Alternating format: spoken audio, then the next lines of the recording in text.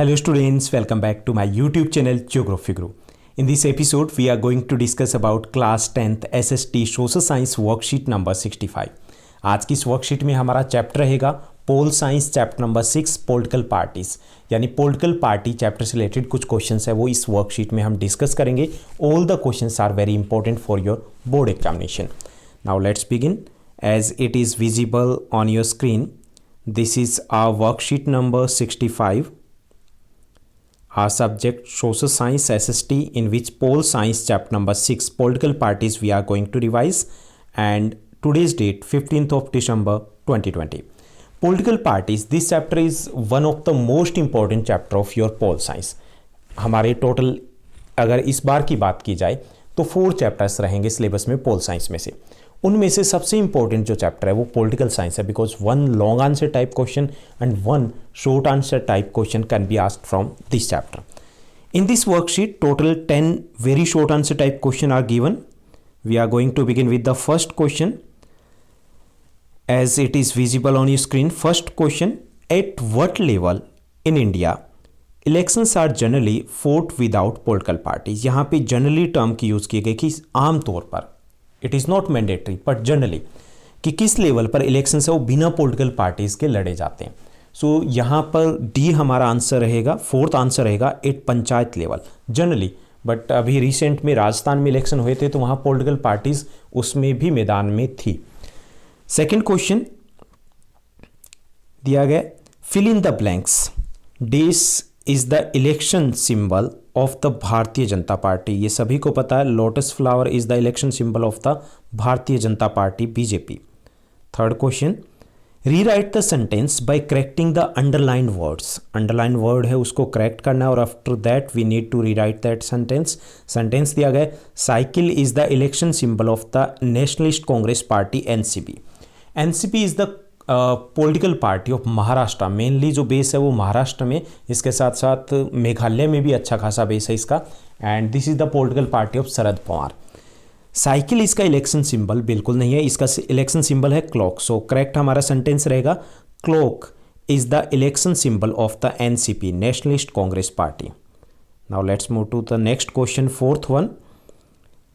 Here an assertion, statement and its reason are is given and we need to read this statement. हमें इस statement को पढ़ना है, समझना है, and after that we need to choose the correct option. Okay, तो यहाँ पे इस टाइप का एक क्वेश्चन इस बार रहेगा, लास्ट टाइम ऐसा नहीं था. तो हमें दोनों स्टेटमेंट को पहले तो अच्छे से समझना होता है और हमें श्योर करना होता है क्या दोनों करेक्ट हैं. If they are not correct, both में से कोई भी एक लगे कि if any one is not correct, it means that हमारा थर्ड और फोर्थ में से ही कोई एक ऑप्शन होगा. तो यहाँ पर हमें पहले समझना अच्छे से ज़रूरी है. तो यहाँ पे पहला जो स्टेटमेंट दिया गया है, lack of meaningful choice is a threat for democracy. That's true, ये सही है कि अगर हमारे पास मीनिंगफुल चॉइस नहीं है, it means that we don't have anything to choose. हम चूज़ क्या करेंगे, सभी एक ही थाली के चट्टे बट्टे हो गए फिर तो. ओके, तो ये ट्रू है पहला जो स्टेटमेंट दिया गया.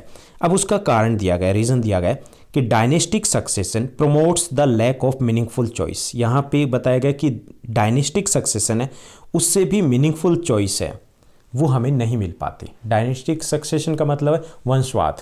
जैसे many political parties are the limited companies of one family. एक परिवार की लिमिटेड कंपनी बन चुकी है. अगर हम बात करें यूपी की, पंजाब की, हरियाणा में भी है, तो काफ़ी सारे स्टेट्स में ऐसा है. तो इससे हमारे पास चॉइस नहीं होती क्योंकि पॉलिटिकल पार्टीज एक ही फैमिली की है, उसी की पॉलिसीज लागू होगी वहाँ पर. तो ये भी ट्रू है.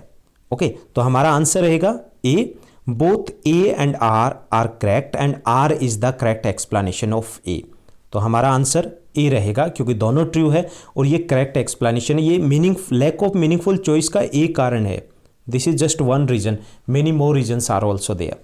Now let's move to the fifth question.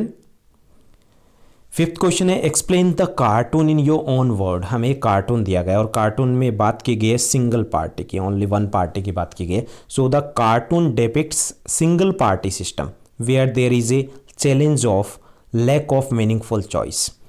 In this situation people have only one party in the election. यानी कि ये क्या रिप्रेजेंट करा, this cartoon is representing the single party system and this is a threat for the democracy because people don't have the choice in the elections.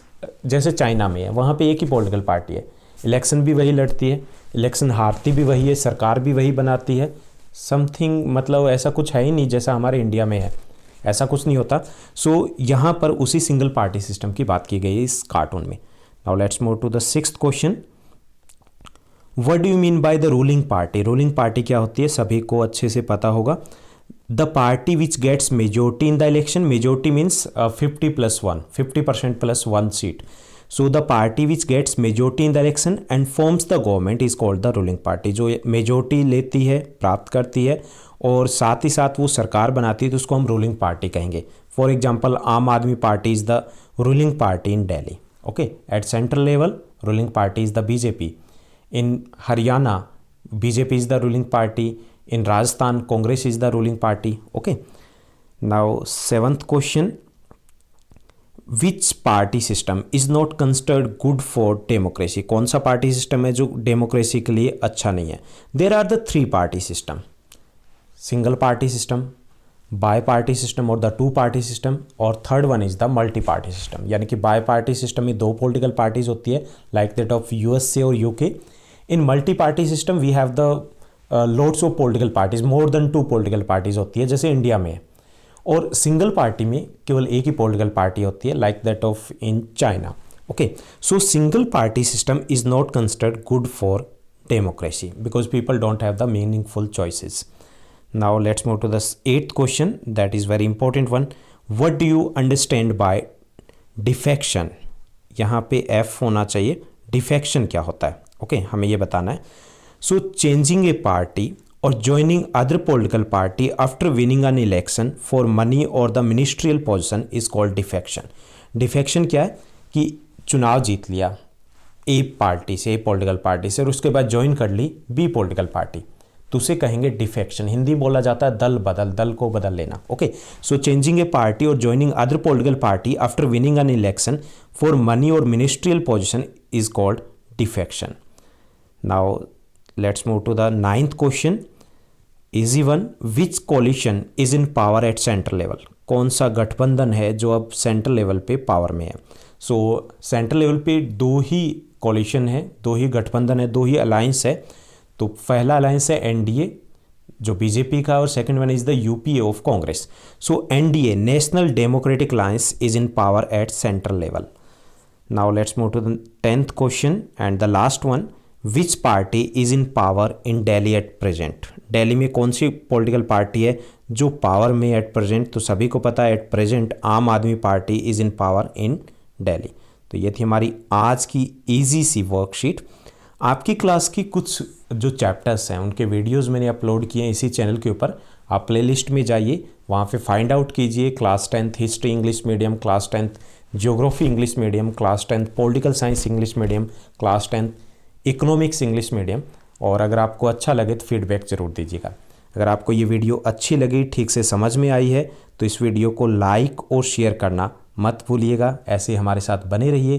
Thank you, bye bye, have a nice day.